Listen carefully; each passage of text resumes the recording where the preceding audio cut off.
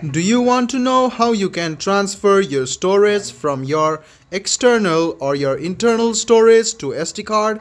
If yes, then this video is for you. Hello and welcome to One to Step. It's your host back again with yet another interesting tutorial video.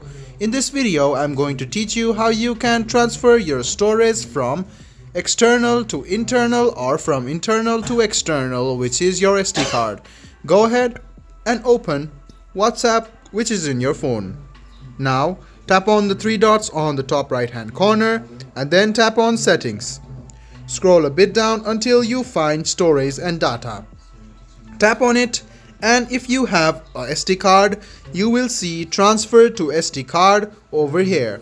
Tap on it and then you can transfer your data to SD card or your files to SD card. So all you need to do is open WhatsApp, click on the three dots, go to settings and go to storage and data. If you have a SD card on your phone, you can see transfer to SD card.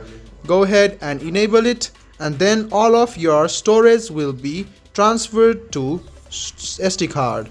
I hope this video about how you can transfer your storage from internal to external memory or your SD card was helpful for you.